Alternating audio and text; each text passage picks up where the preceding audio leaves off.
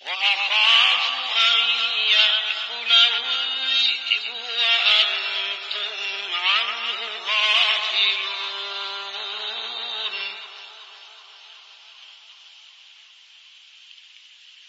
قالوا لئن أكله الذئب ونحن عصبة إنا إذا لخاسرون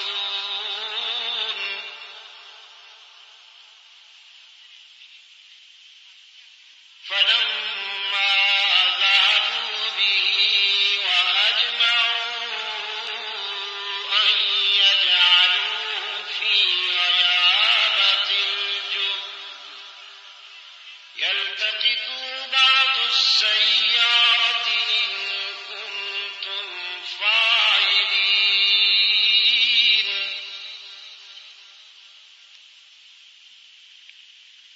فلما ذهبوا به وأجمعوا أن يجعلوه في غيابة الجب فأوحينا إليه لتنبئنهم بأمرهم هذا وهم لا يشعرون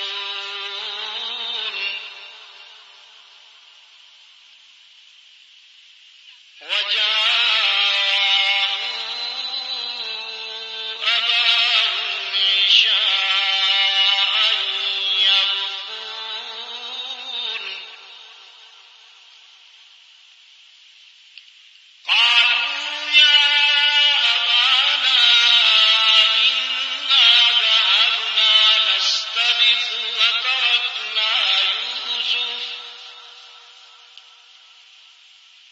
وتركنا يوسف عند متاعنا فأكله الذئب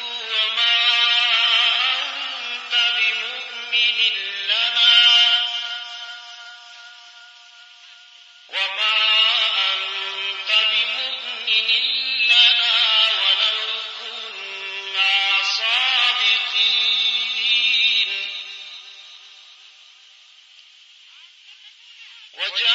وجاءوا على قميصه بدم كذب قال بل سولت لكم أنفسكم أمرا فصبر جميل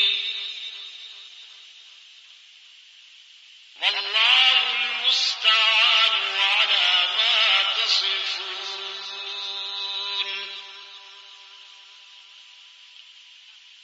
وجاءت سيارة فأرسلوا واردهم فأدلى دلوه قال يا بشرى هذا غلام أسروه بضاعة والله عليم بما يعملون وشروه بثمن بخس دراهم معدودة وكانوا فيه من الزاهدين صدق الله مولانا العظيم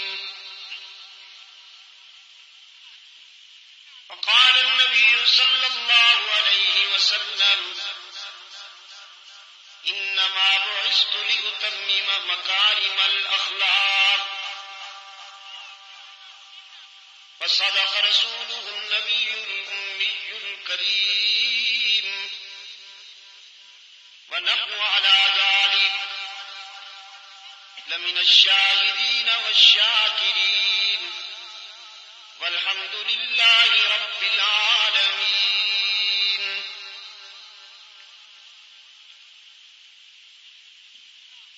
صدر اجلاس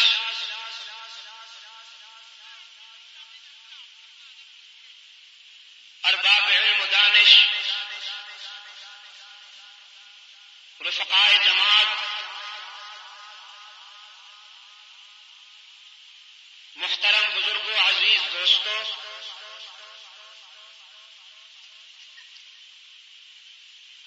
واجب التکریم مائیوں، بہنوں اور بیٹیوں، مجلس تحفظ حقوق اہل سنت و جماعت کراچی ڈویژن کے زیر اہتمام 3 روزہ سیرت خاتم الانبیاء کانفرنس کا یہ اختتامی اجلاس ہے، جو آج 13 دسمبر 1986 یہاں نیو کراچی گودرا کالونی میں انعقاد پذیر ہے، اور جس میں ہم سب دعوت و تبلیغ کی نسبت سے جمع ہیں۔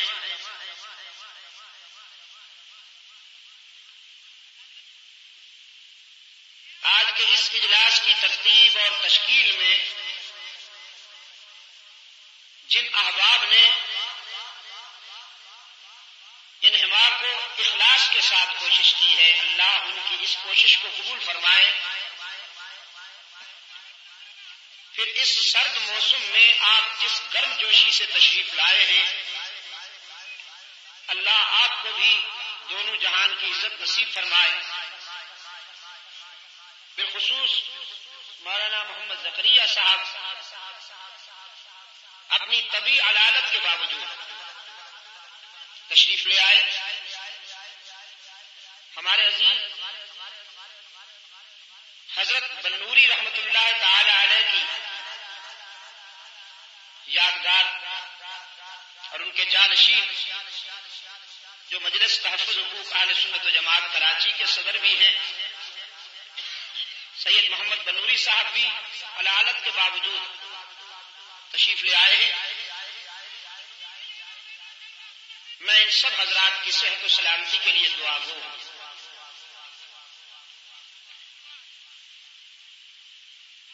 سیرت اور وہ بھی سرور کائنات کی،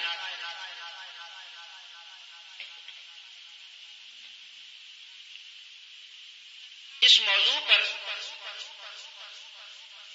گفتگو کرنے کے لیے اس عنوان پر لب کشائی کے لیے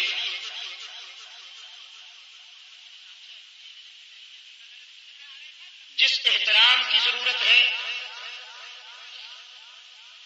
اور ادبی تقاضوں کی ضرورت ہے، ہم بے بذات لوگ اعتراف کرتے ہیں کہ ہم ان آداب کے معیار پر پورا اترنے کی صلاحیت نہیں رکھتے۔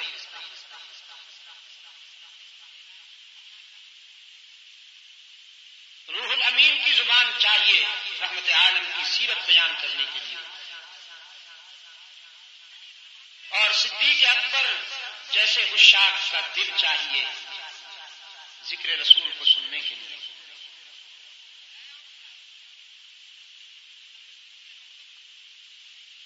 جب بھی کوئی شخص دنیا کے اس سدا بہار موضوع پر گفتگو کرنا چاہتا ہے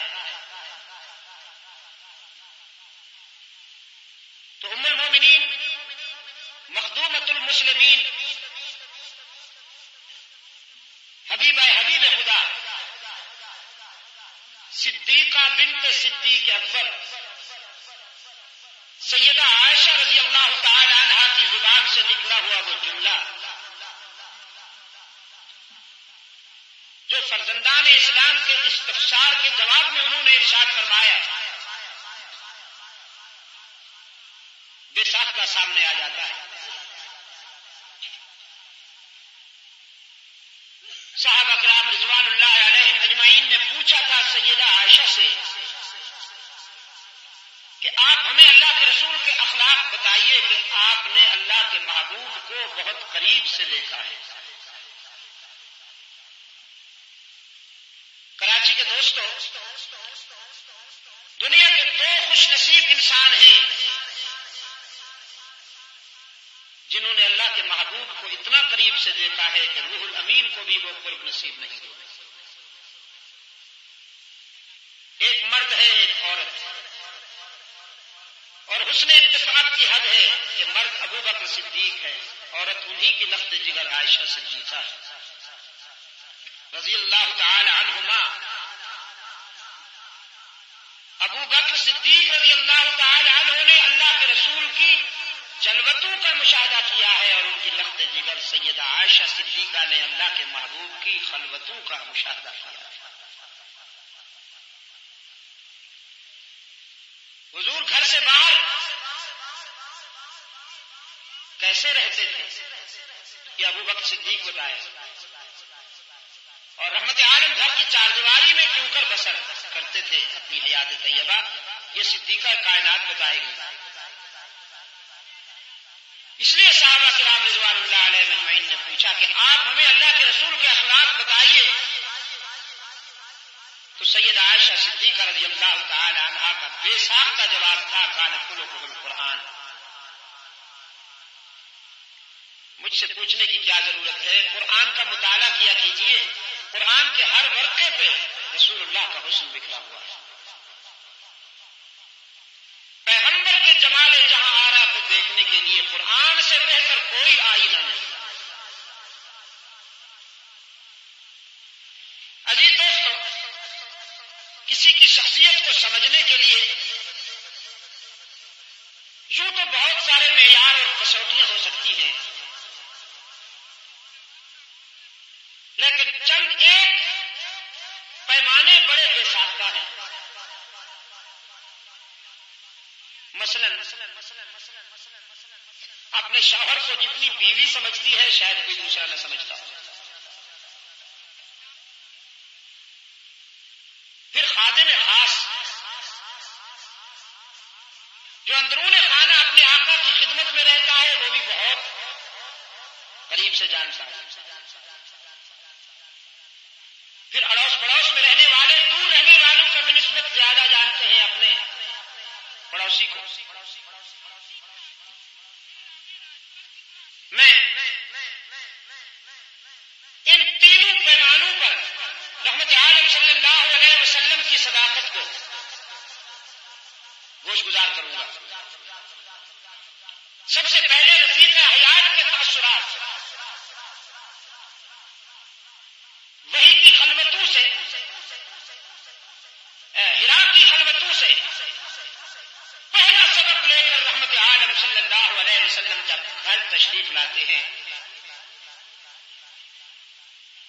تو جلالت وحی سے آپ صلی اللہ علیہ وسلم لرزہ براندام ہے، جس میں اطہر پہ کپکپی تھی اور جبین اطہر پہ پسینے کی بوندیں تھیں جو ہمیشہ وحی کی کیفیت میں نمودار ہوا کرتی تھی۔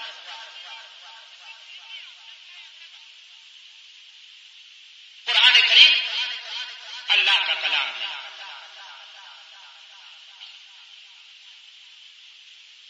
چونکہ صاحب کلام جلیل القدر ہے، اس کے کلام میں بھی جلالت کا وہی عکس ہے۔ قرآن میں ارشاد ہوا،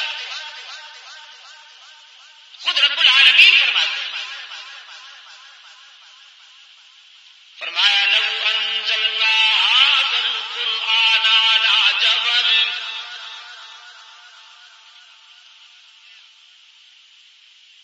لو انزلنا هذا القرآن على جبل لرأيته خاشعا متصدعا من خشية الله۔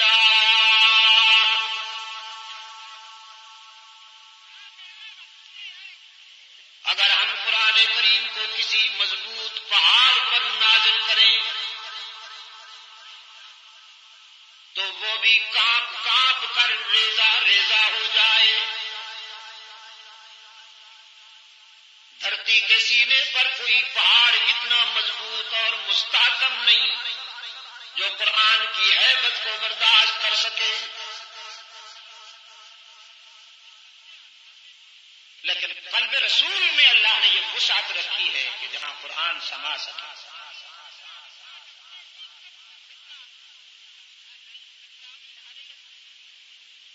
ارض و سما کہاں تیری وسعت کو پا سکے،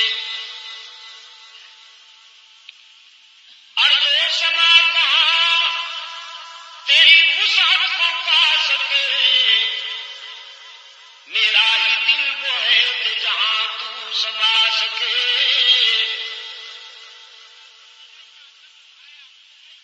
وحی کا پہلا سبق لے کر اللہ کا معبود خانوادہ رحمت میں آئے، گھر میں تشریف لائے.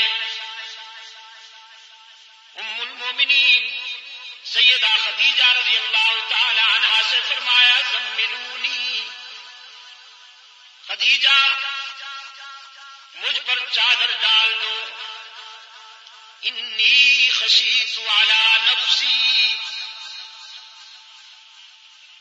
مجھے تو جان کی فکر لاحق ہے. سیدہ خدیجہ رضی اللہ تعالی عنہا نے اللہ کے محبوب پر چادر بھی ڈال دی، کمبل بھی اڑا دیا، سرہانے بیٹھ گئی. اب تاثرات سنی، فرماتی ہے کلا واللہ لا یخزیک اللہ ابدا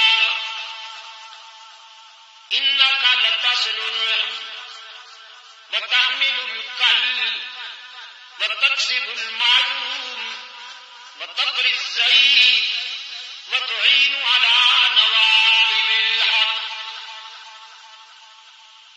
میرے آقا مجھے اس کی جلالت کی قسم ہے کہ آپ کو کبھی نقصان نہیں پہنچ سکے گا.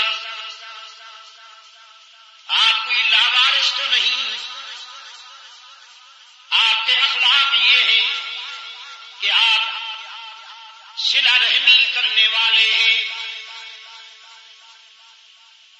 توڑنے والوں سے جوڑنے والے ہیں.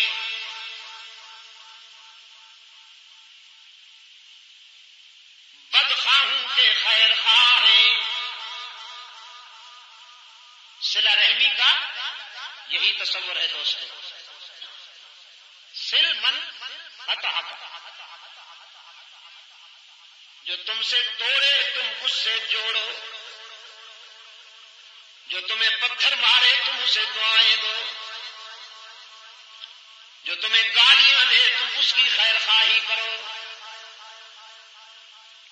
سرکار دو عالم صلی اللہ علیہ وسلم کے اخلاق کا پہلا پرتاؤ جو خدیجہ کی حساس نگاہوں نے محسوس کیا وہ یہی تھا کہ آپ صلہ رحمی کرنے والے ہیں، آپ کمزوروں کا بوجھ اٹھانے والے ہیں،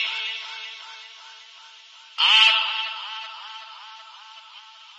مہمان نواز ہیں، آپ لوگوں کی گمشدہ چیزیں ان کے گھروں تک لوٹانے والے ہیں، اور آپ حق و صداقت کا پرچم اونچا رکھنے والے ہیں. 5 خوبیاں بیان کی سیدہ خدیجہ رضی اللہ تعالی عنہا. یہاں پر ایک تطبیق ہو گئی ہے، ضمنی طور پر ایک اور رخ بھی عرض کرتا جاؤں.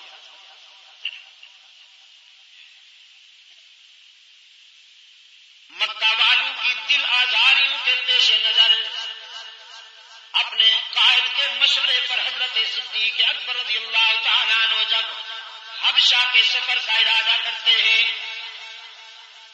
تو مکہ سے باہر جاتے ہوئے سامنے ایک بہت بڑا وڈیرا اور سردار آ جاتا ہے. ابن دغنہ مشرک تھا. ابن دغنہ نے پوچھا ابو بکر کہاں؟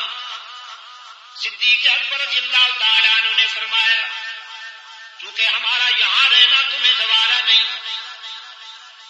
تو ہم حبشہ کی طرف جانا چاہتے ہیں. بے ساختہ ابن دغنہ نے رک کے کہا مثلوں کا لا یخرج یا ابا بکر، تم جیسے لوگ نکالے جانے کے قابل نہیں ہوا کرتے. جن آبادیوں سے تم جیسے لوگ چلے جائیں وہ آبادیاں تو ویرانہ بن جاتی ہیں.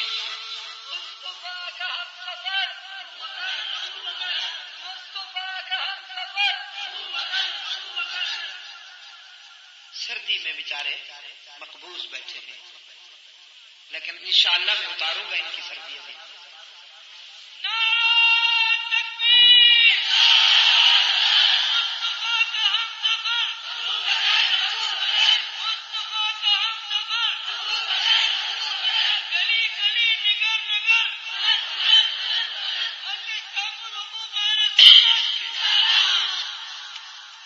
مثلک لا یخرج، ابو بکر تم جیسے لوگ نکالے جانے کے قابل نہیں ہوتے.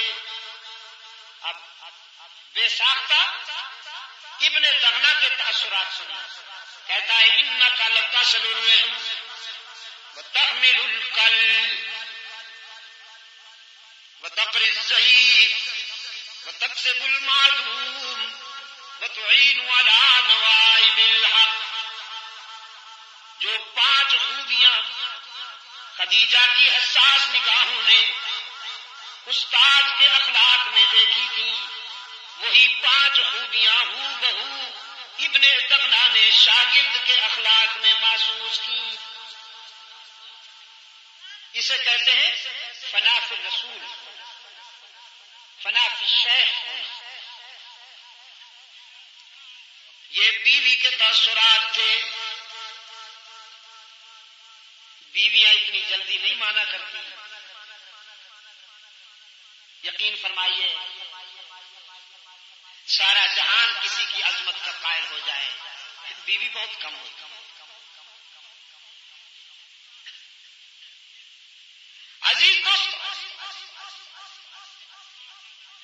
وہ میں ایک سنایا کرتا ہوں حکایت سی. ایک علاقے میں اللہ والے کا بڑا احترام کیا جاتا تھا، لوگ بہت ہی اسے رسپانس دیتے تھے، لیکن اہلیہ ان کی ہمیشہ تنقید کرتی رہتی تھی. مسلح توڑنے کے سوا تو تمہیں اور کوئی کام نہیں، پڑے رہتے ہو ہر وقت. اللہ سے دعا کرتا تھا وہ مظلوم روشن ضمیر کہ الہ العالمین اس کوتاہ نظر کو بھی نگاہ عطا کر کے یہ مجھے پہچان لے. کہ گھر کی جو اپوزیشن پیدا ہو گئی ہے یہ تو ختم ہو. اللہ نے کرم کیا، ایک دن قوت پرواز دی، اڑتے ہوئے گھر کے سامنے گزرے. دوسرے لوگوں نے بھی دیکھا، ان کی رفیقہ حیات نے بھی دیکھا. چند لمحوں بعد جب گھر پہنچے تو بیوی کہنے لگی تو بڑا ولی بنتا ہے. ولی ہوں تو ایسے، سبحان اللہ، بن پروں کے آج میں نے دیکھا اللہ کے ایک کامل بندے کو اڑتا ہوا جا رہا تھا. ایمان تازہ ہو گیا، آنکھوں کو ٹھنڈک نصیب ہوئی. سبحان اللہ. یہ مظلوم کہنے لگا اچھا تو اڑنے والے کو پہچانا تھا؟ وہ یہ ناچیز تیرا خامن تو تھا، تیرا شوہر تو تھا، پہچانا نہیں تو نہیں. فوراً بدل گئی، کہنے لگی اچھا تو تھا. وہ میں پہلے سمجھ گئی یہ جو ٹیڑھا ٹیڑھا اڑ رہا ہے وہی نکھٹو ہوگا.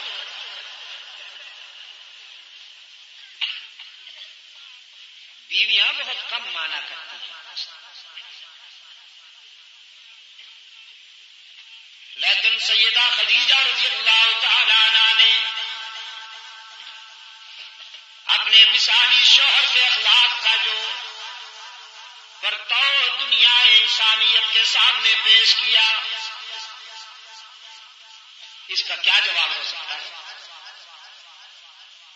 آپ خادم کی سنیے. انہی خدیجہ رضی اللہ تعالی عنہا نے حضرت زید کو خرید کر کے رحمت عالم صلی اللہ علیہ وسلم کی خدمت کے لیے وقف کیا. کچھ عرصہ کے بعد زید کے باپ کو پتا چلا کہ میرا بیٹا مکہ کے ایک ہاشمی گھرانے میں خادم ہے. تلاش کرتا ہوا مکہ میں پہنچا، زید کو ملا ایک ہاشمی گھرانے میں خادم ہے. تلاش کرتا ہوا مکہ میں پہنچا، زید کو ملا، دیر تک روتا رہا. کہنے لگا بیٹا جب سے تم چلے آئے ہو ہمارے گھر سے مسکراہٹیں بھی رخصت ہو گئیں. تمہاری ماں ہر وقت تمہاری انتظار میں دروازے کو دیکھتی اور روتی رہتی ہے کہ کب میرا لخت جگر آئے گا. تمہاری بہنیں بھی بے قرار ہیں، آؤ میں تمہیں لینے کے لیے آیا ہوں. زید کہتا ہے یہ باتیں بعد میں ہوں گی، آؤ پہلے میں تجھے اپنے آقا سے ملا دوں. باپ کی انگلی پکڑ کر رحمت عالم صلی اللہ علیہ وسلم کی بارگاہ میں لایا. بڑی تکریم سے بڑے اعزاز سے اللہ کے محبوب نے اپنے خادم کے باپ کو خوش آمدید کہا. زید کا باپ کہتا ہے اللہ کے محبوب میں اپنے لخت جگر کو لینے کے لیے آیا ہوں. اس کے خریدنے پر جتنی رقم ادا کی گئی تھی میں اسے دگنی رقم دوں گا. مہربانی کیجئے. اس کے ماں کے آنسو دیکھے نہیں جاتے, اس کی بہنوں کی بے قراری دیکھی نہیں جاتی. رحمت عالم صلی اللہ علیہ وسلم نے فرمایا ہم کوئی معاوضہ نہیں لیں گے, ہم تو اپنے زید کو تحائف دے کر رخصت کریں گے. لے جا سکتے ہو تم, میں نہیں روکوں گا زید کو. کیوں روکوں, میں تو وصل کرنے آیا ہوں, فصل کرنے نہیں آیا. میں جوڑنے آیا ہوں, توڑنے نہیں آیا. میں تو ملانے آیا ہوں, جدا کرنے نہیں آیا. لے جاؤ زید کو, لیکن بس ایک شرط ہے کہ زید بھی جانے پہ راضی ہو, جبر نہ کیا جائے. باپ نے بیٹے کی طرف دیکھا, نگاہیں کہہ رہی تھی لخت جگر اب تو کوئی رکاوٹ باقی نہیں رہی, چلنا چاہیے. لیکن زید نے بھرپور انداز میں اپنے آقا کی طرف دیکھا اور پھر فیصلہ کرنے میں کوئی دیر نہ کی. کہنے لگا باپ سے میری والدہ کو سلام کہیے گا, میری بہنوں کو بھی سلام کہیے گا. سب کو چھوڑ سکتا ہوں لیکن رحمت عالم صلی اللہ علیہ وسلم کے دامن کو نہیں چھوڑ سکتا. یہاں تو مجھے وہ شفقت ملی ہے جو فدری ہاتھوں میں بھی نہیں ہو سکتی. عائشہ صدیقہ نے مجھے وہ پیار دیا ہے جو مامتا سے بھی میسر نہ آئے. سارے رشتے اس قرب پہ قربان کر دیں, سارے تعلقات اس رفاقت پہ قربان کر دیں.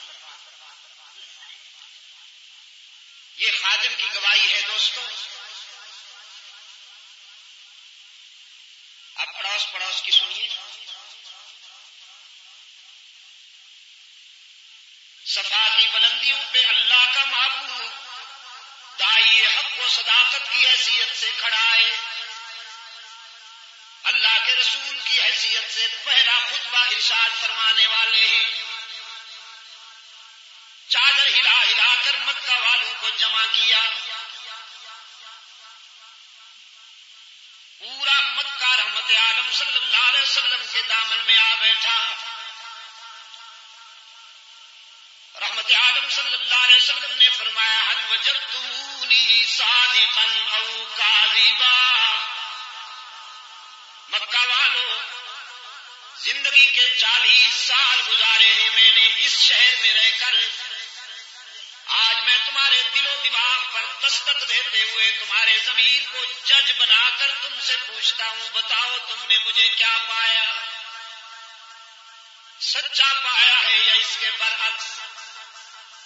مکہ والوں نے ایک ہی آواز سے اعتراف کیا, جربناک مرارا ما رأینا فیک الا صدقا. وہ عبداللہ کے یتیم, ہم نے کئی بار آپ کو آزمایا, جب بھی آزمایا سچا پایا. آپ تو صداقت کا نشان ہیں, آپ تو دیانت کا اعلان ہیں, آپ تو شرافت کا برہان ہیں. ہم تو جب صداقت و دیانت و امانت کو چلتا پھرتا دیکھنا چاہتے ہیں تو آپ کی طرف دیکھتے ہیں. آپ تو صادق اور امین کے خطاب سے یاد کیے جاتے ہیں. کراچی والوں, مکہ والوں نے مبالغہ کیا یا سچ کہا؟ سردی میں سکڑے ہوئے دوستو، تمہارے یک بستہ جواب پر میں کیسے انحصار کروں؟ پھر پوچھتا ہوں، مکہ والوں نے مبالغہ کیا یا سچ کہا؟ جزاکم اللہ۔ مبالغہ تو وہ ہوتا ہے کہ جب کوئی رائی کو پہاڑ بنا کر پیش کرے،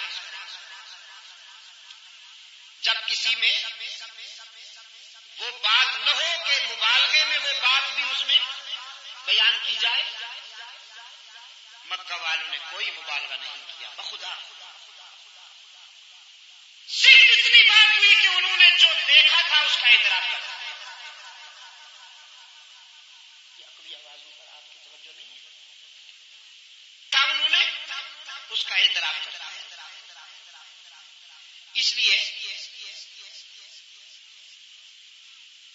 ان کے اس اعتراف میں اور اس اعلان میں کوئی مبالغہ نہیں کہ سرکار دو عالم صلی اللہ علیہ وسلم کی حیات طیبہ کا ایک ایک نقش ان کے سامنے،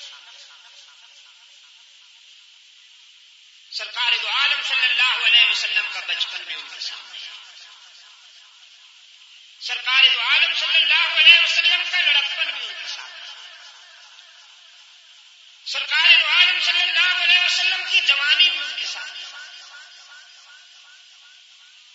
اور میں دعویٰ کرتا ہوں کہ اللہ کے محبوب کا بچپن بھی پاک ہے اور بے داغ ہے، حضور کا لڑکپن بھی پاک ہے اور بے داغ ہے، حضور کی جوانی بھی پاک ہے اور بے داغ ہے۔ اگر کوئی یہ سوچتا ہے کہ اعلان رسالت کے بعد رحمت عالم صلی اللہ علیہ وسلم کی زندگی پاکیزہ ہو گئی تو وہ صحیح نہیں کہتا۔ حضور پاک صلی اللہ علیہ وسلم کی زندگی ولادت سے وصال تک پاک ہے اور بے داغ ہے۔ آپ صلی اللہ علیہ وسلم کی ولادت باسعادت گویا پاکیزگیوں کا آغاز تھا، جس نے قرائے ارض کو اپنی فیاضیوں سے مالا مال کیا۔ میں چاہوں گا کہ آپ کو حضور کے بچپن، لڑکپن اور جوانی کی ایک ایک ادا عرض کرتے ہوئے آگے بڑھوں۔ سرکار دو عالم صلی اللہ علیہ وسلم کے بچپن کی ایک ادا۔ راستہ دے دو نا، یہ کون آ رہی ہے؟ راستہ دے دو۔ صحابہ نے راستہ دے دیا، حضرت حلیمہ قریب آ گئی۔ آپ نے اس طرح پلٹ کے دیکھا کہ جیسے یہاں کوئی آ رہی ہے۔ سیدہ حلیمہ رضی اللہ تعالی عنہا بڑی خوش نصیب ہیں اس معاملے میں دوستو کہ اپنے پیارے محمد کو اللہ کے رسول کی حیثیت سے بھی انہوں نے دیکھا، یعنی انہوں نے حضور کی رسالت کا زمانہ پایا۔ اور یہ وہ خوشی ہے جو آمنہ کو بھی نصیب نہ ہو سکی، جو حلیمہ سعدیہ کو نصیب ہو۔ سرکار دو عالم صلی اللہ علیہ وسلم کی خدمت میں حاضر ہوئی۔ رحمت عالم صلی اللہ علیہ وسلم نے بڑی تقریب سے حلیمہ سعدیہ کو بٹھایا۔ حلیمہ سعدیہ نے بھی آگے بڑھ کر اپنے پیارے محمد کا ماتھا چوما، خیر خیریت پوچھی۔ رحمت عالم صلی اللہ علیہ وسلم نے نبیذ تمر پیش کیا، پانی میں ہلکی ہوئی کھجوریں، ایک طرح کا شربت ہوا کرتا تھا۔ سیدہ حلیمہ عرض کرتی ہیں اللہ کے محبوب، آپ کے بچپن کی ایک ادا سوال بن گئی ہے، آج چاہتی ہوں کہ اس کی وضاحت ہو جائے۔ آپ جب میرا دودھ پیا کرتے تھے تو ہمیشہ دائیں طرف سے دودھ پیتے تھے، کبھی آپ نے بائیں طرف سے دودھ قبول نہیں کیا، حالانکہ وہ آپ کا بچپن تھا، کیوں؟ فطرت مسکرائی اور روح کائنات سے آواز آئی کہ حلیمہ، پیغمبر بچپن میں بھی دیوانے نہیں ہوتے، فرزانے ہوتے ہیں۔ سرکار دو عالم صلی اللہ علیہ وسلم نے فرمایا حلیمہ، اسی زمانے میں تیرا ایک سگا بیٹا اور میرا رضائی بھائی عبداللہ بھی تو دودھ پیا کرتا، تو اللہ کی مشیت یہ ہوئی کہ ایک طرف سے میں دودھ پیا کروں، ایک طرف سے میرا بھائی عبداللہ دودھ پیا کرے۔ مشیت ایزدی کے مطابق دایاں حصہ میرے لیے مخصوص ہو گیا تو میں اسی طرف سے پیتا تھا، بایاں حصہ میرے بھائی کے لیے مخصوص ہو گیا تو وہ اس طرف سے دودھ پیا کرتا تھا، اس میں حیرت کی کون سی بات تھی؟ حلیمہ کہتی ہے یہی بات تو میں پوچھنا چاہتی ہوں کہ عبداللہ تو کبھی کبھی آپ والے حصے سے بھی دودھ پی لیا کرتا تھا، میں نے کوشش بھی کی تو کبھی آپ نے بائیں حصے سے دودھ نہیں پیا، جب وہ آپ کے حصے سے دودھ پی لیتا تھا تو آپ کیوں نہیں پیتے تھے اس حصے سے؟ سرکار دو عالم صلی اللہ علیہ وسلم نے فرمایا حلیمہ عبداللہ تو پی سکتا تھا، لیکن مجھے اللہ نے اس لیے شاید بائیں طرف سے دودھ نہیں پینے دیا کہ میں دنیا کو عدل و انصاف کا سبق دینے کے لیے آیا۔ اگر میں اپنے بھائی کے حصے سے دودھ پی لیتا تو شاید کوئی سوچتا کہ جو اپنے بھائی سے انصاف نہیں کر سکتا وہ دنیا کو کیا عدل و انصاف کا سبق پڑھائے۔ انصاف کی وہ کسوٹی اور عدل کا وہ معیار کہ جو سرکار دو عالم صلی اللہ علیہ وسلم دنیا کے سامنے پیش کرنے کے لیے آئے تھے، اللہ نے بچپن میں بھی اپنے محبوب کو اس معیار پہ قائم رکھا۔ اس لیے میں یہ دعویٰ کرتا ہوں کہ سرکار دو عالم صلی اللہ علیہ وسلم کا بچپن بھی بے داغ ہے اور پاک ہے۔ لڑکپن کی ایک ادا، رحمت عالم صلی اللہ علیہ وسلم سفر تجارت پر اپنے چچا ابو طالب کے ساتھ مکہ سے شام کی طرف جا رہے ہیں، اور مکہ سے شام کی طرف جانے والے تجارتی قافلوں کو ایک عبوری ٹھکانے پر قیام کرنا ہوتا تھا جہاں ٹھنڈا اور میٹھا پانی تھا، چشمہ تھا، گھنی چھاؤں کے درخت تھے،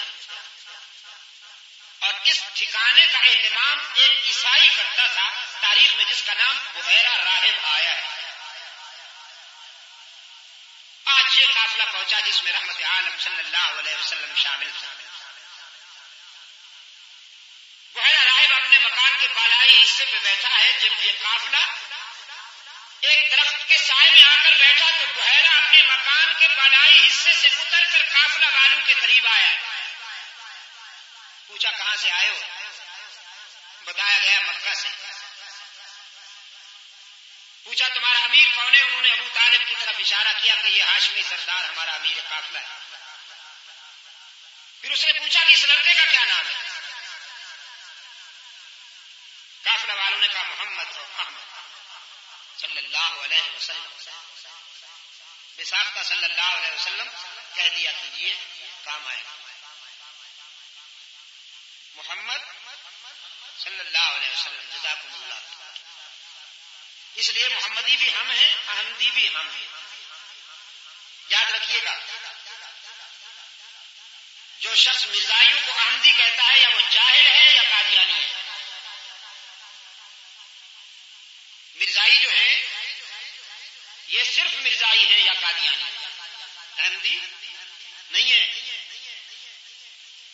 محمدی اور احمدی مسلمان ہیں، آپ سمجھے؟